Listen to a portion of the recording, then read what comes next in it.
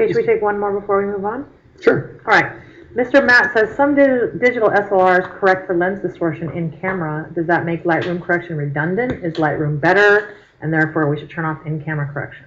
My camera doesn't correct for it automatically, or if it does, what happens is oftentimes the settings that are built into cameras only affect JPEG files.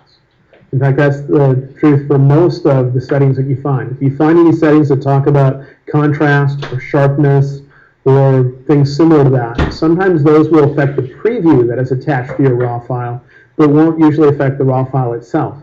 Because the concept of a RAW file is that it's the raw data the camera captured without manipulation. And so that stuff is usually stripped out.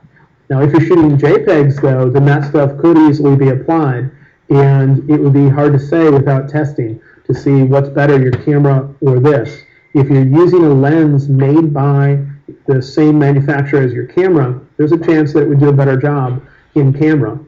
If you're using an off-brand lens, one not made by the same brand as your camera, then I doubt it's either going to work at all or that it's going to be as good as this, because they wouldn't have tested all the lenses and everything to know exactly how things are done there.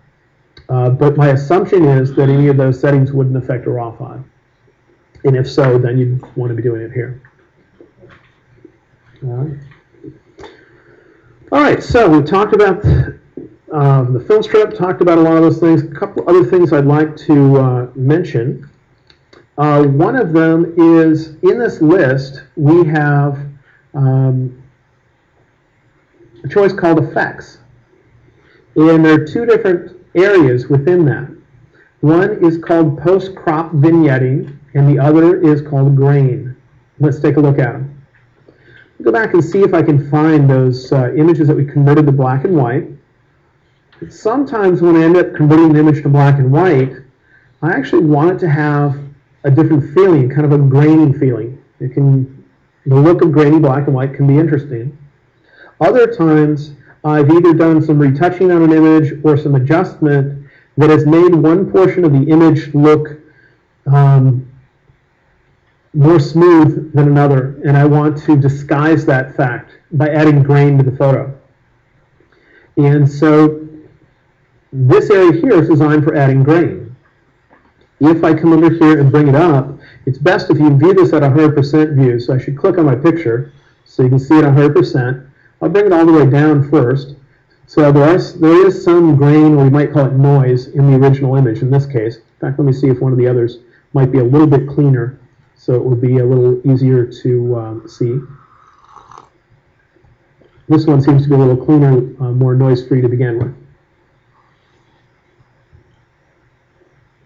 Okay, so in here, under effects, we have grain. Make this a little smaller. So I can bring up the amount, and you can quickly see that a lot of grain is showing up. Now, I know seeing this on video can be difficult because the video feed that's going out is compressed, and any very small changes are often not easy to see. So I'm going to make it look ridiculously obvious, hoping that the video compression is not going to make it disappear. But if I bring the amount way up, hopefully you start to see it on the video. Let me know in the chat rooms or anything if you can't see it. I'll turn this checkbox off. So this would be before without the, oops, wrong area, up here. This would be before I added any grain. This would be after. Let me know if you're seeing it on the chat room. I'm assuming you are when it's this extreme. Then we have size, which is kind of how big the grain pieces are, and is also going to soften a bit. And roughness, for the shape. Is it going to be more random in that shape, or more uniform and less rough? And so with that, I usually wouldn't have anywhere near this much. So let me turn it down. You might not see it as well on the video feed. But sometimes I want just a little bit, maybe a little smaller grain, and a little less rough. On some of those black and white images, or on some images where I've made changes where I can tell the difference between a smooth area and a sharper area, and I want to make them look more similar, then that can be nice.